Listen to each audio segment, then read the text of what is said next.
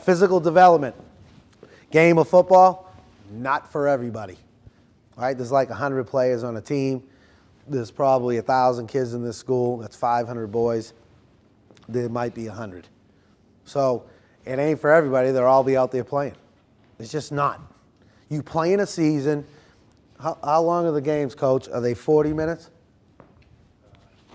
44 minutes. So let's just say 2 halves, 22 minutes, 2 minutes for special teams on each. All right, so that's 20 minutes a half, and you're on offense. 20 minutes a game times 10 games is 200 minutes. 200 minutes a year, 10 games. The season's over for 200 minutes. So what you do is you train in January, February, March, April, May, June, July, and August before you go to camp up here. That's 8 months. All right? That's 32 weeks. 8 times 4, 32 weeks. All right? And then during those 32 weeks, you're working out 4 days a week, and you're working out 2.5 hours a day. So times that, and then all of a sudden the reward is 20 minutes a week for 10 weeks. Well, this is the worst reward system in any sport there is. Not easy to do. And then if you go and you're not productive and your team don't win, it's just like, oh man, what's going on? So at the end of the day, the risk to reward, the work to reward is very lopsided. It's not for everyone. But at the end of the day, you got to get bigger, stronger, faster, prevent injury. And that's what you're doing in the off season. You can work out with private people that can train you. If they know what they're doing in your position to train you, parents, you can hire people to help. There's rules against coaches in off season up here. This is total different land than it is south of the Mason-Dixon line. In Florida right now, they're in full pads, and every school in the country is in the state of Florida fighting on the fields for these kids, and they're looking at them. And up here, you guys are in baseball and lacrosse and other sports in the spring, track, all right? And there are no college coaches here looking at any of you or fighting for any of you. That's just how it is. That's the difference between these two worlds. It's apples and oranges. Doesn't mean there aren't players up here that can play at some of those 940 colleges. But the facts are they can come see you with their own eyes in the spring, and they can dissect you at a practice, and they can see your how much you've trained in January, February, March, April, and May. And they come up and show to your spring practice. They get your stats from last year. They got your video from last year. Now they get to watch you in a practice, talk to your coach, get your new transcripts. And they're like, I want that dude. And that's how people get scholarships. And up here, it don't work that way. So we have to find ways to figure out how coaches can get this information on you guys. And it's a problem. It's a problem when I grew up. In 940 colleges, I had 2 scholarships. That's ridiculous. Absolutely ridiculous. But at the end of the day, it was the facts, right? So we're trying to change that game.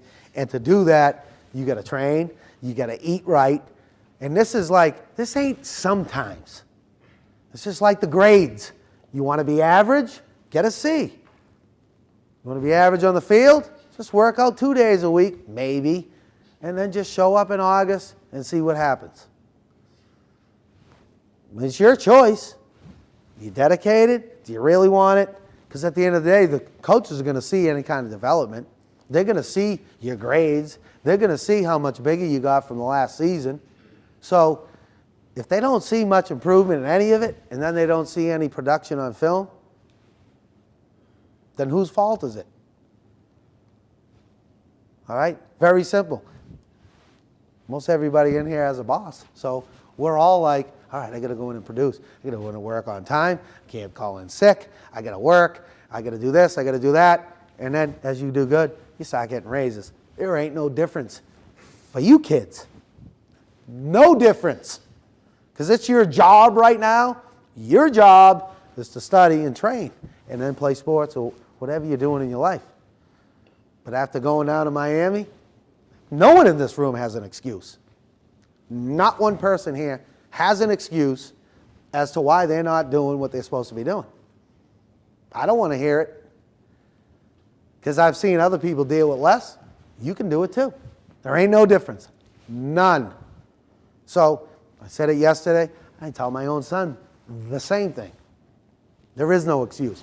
Too much help at the school. There's too much outreach. There's too many programs. There's too much stuff here for anybody to feel like, well, I can't do that. I'm not smart in math. Well, get a tutor. I can't afford a tutor. School has them for free. I don't have time. I got to go to practice. Stop practice. Go to the tutor. So it ain't about excuses. It's about just getting it done. And this offseason in football is where everything's done. It's where the Patriots are going to win games in the fall. Don't think that just the Patriots show up, Tom Brady gets on the field, they win games, and they've been eating, they've been eating cream puffs for the last 8 months. All right, because it don't work that way. They've been training. Gronk's had a great offseason. But guess what? He was with Brady the first day, about 7:30 in the morning. He showed up. They're working their butts off. They're going to bring the new draft picks in. They're going to work their butts off. And they're going to work the whole year. And they're going to try to win it again. And they're going to be right in it for a reason, because they do this stuff in the offseason. It ain't rocket science. And their coach could come up with a great plan. But attitude and character come into it huge in the offseason. Because if you don't have the attitude, you don't have the character, then you ain't going to get up early, fit in the time to do what you have to do your very best that day, all right? And to do everything you have to do to reach your goal. And then the easy way out is to blame him because you ain't at Bentley and you're at somewhere else. Well, don't blame him, because I'm going to assure you if you had the grades and you were up to their standards, they'd take you, no matter what he said. If you had the grades, showed up to class, and they're in big business schools, so math, and then whatever offense they run, if you fit into their offense, you can do their stuff, and you can make them better. I don't know how many games they won, but if you can win them 2 more games, guess what the coach is going to do? He's going to take you, because you can help them, and you can study there. You can get in school. So it all depends on you. And I'm going to read through this, but you got to be coachable. You got to be a good teammate. You have to be a leader. You have to be on time. You have to not miss. And the 2 biggest things, the 2 biggest kinds of ability you have to have, dependability and reliability.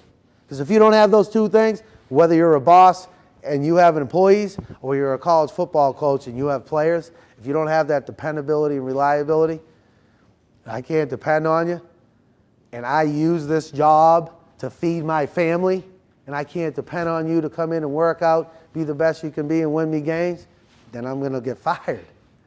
It's the same with your parents' bosses. If you don't do they don't do their job, what happens? It's the same thing. It's no different. So understand, you still don't have an excuse. So just do this stuff, and then at the end of the day, some good things are going to happen. If you don't do it, some probably bad things are going to happen. Or what you want to happen is not going to happen. And it's very simple. They're going to look at injuries. A lot of times, if there was surgery, they will ask for MRIs, pre and post. They will give them to their own doctors. They will look at it. If it was a knee, let me see, his knee when he got injured and after the surgery, so they can come up with, okay, they did the right surgery. I don't see any cartilage tears, or I don't see any ACL damage, and things are going to get better.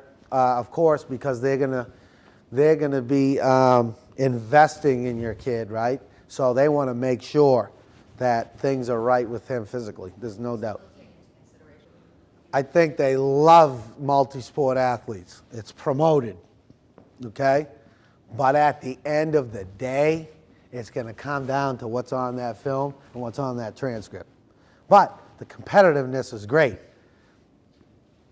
But at the end of the day, I got to look at the film.